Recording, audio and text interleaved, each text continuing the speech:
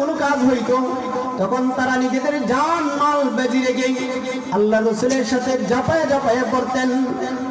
এমনকি নববধূ ঘরে রেখেও যখনই ডাক পড়তো ইসলামের জন্য তারা নতুন স্ত্রীকে রেখেও আল্লাহ রাসূলের সাথে যাইয়া সাথে সাথে যুদ্ধের মধ্যে শরীক হয়ে যাইতেন।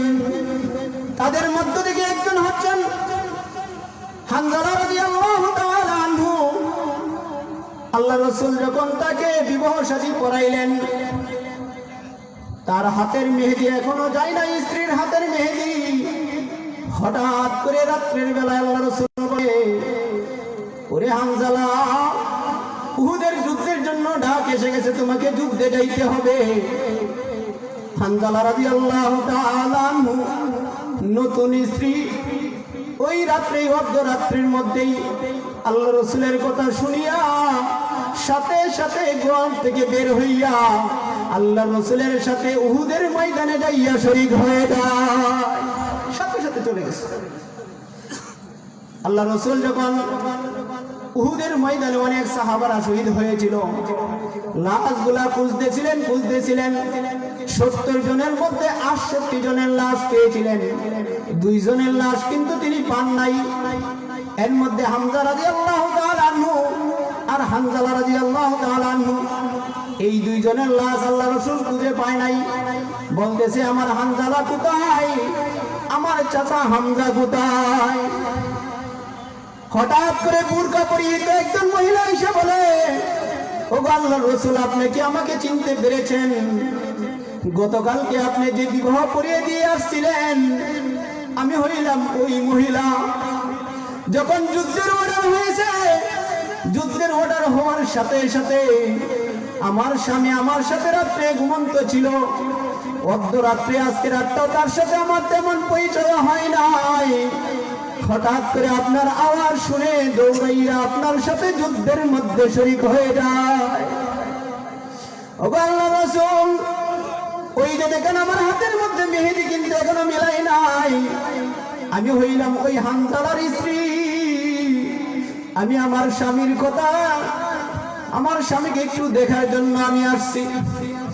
আমার স্বামী আসার সময় আমাকে বলে আসছিল, যদি দেখা হয় তাহলে হবে দুনিয়াতে, আর যদি দুনিয়াতে দেখা না হয় তোমার সাথে দেখা হবে জান্নাতে।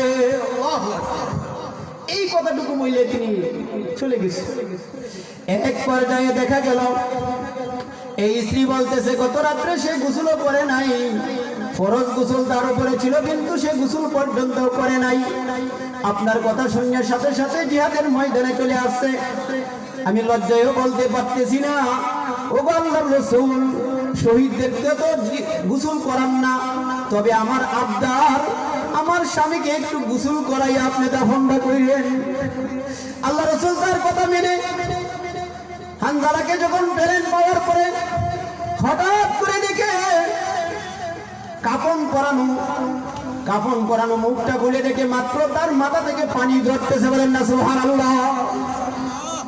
আল্লাহ রাসূল তাকে গোসল করাইবে, কিন্তু না, ওই সময়টুকু আর তার হয় নাই। ফেরেশতারা তৃতীয় আসমানের মধ্যে তাকে উঠাইয়া নিয়া ওই জায়গা থেকে তাকে গোসল করাইয়া কাফন দাফন পরাইয়া ফেরেশতার মাধ্যমে আইনা হাজির করে দিয়েছে। আল্লাহ, কেমন দামি দেখেন, তৃতীয় আসমানের মধ্যে তাকে কাফন দাফন গোসল করাই আইনা হাজির করছে। জিবরাইল আইসা আল্লাহ রাসূলকে বলে, আল্লাহ রাসূল, আমাদের ফেরেশতারা তাকে স্বাগতম জানাইয়া নিয়া ওই জায়গার মধ্যে তাকে গোসল করাইয়া এই মাত্র পাঠাইছে। আল্লাহ রাসূল তাকে এই অবস্থায় দাফন করে দিয়েছে জানাজা পড়াইয়া। অনুরূপভাবে হামজা রাদিয়াল্লাহু তাআলা আনহু বদরের যুদ্ধের পরে উহুদের যুদ্ধের জন্য যখন প্রস্তুতি নিলেন, তিনি একজন বীর বাহাদুর ব্যক্তি ছিলেন। 59 বছর বয়স। ইসলাম গ্রহণের পরেই উমর রাদিয়াল্লাহু তাআলা আনহু 3 বছর পরে ইসলাম গ্রহণ করছে।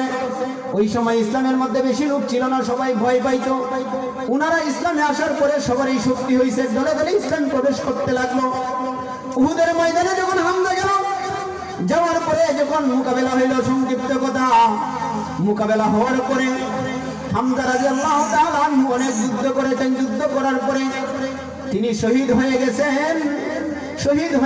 জুবাইর ইবনে মুতাইমের চাচাকে বদরের যুদ্ধের মধ্যে মারা হয়েছিল।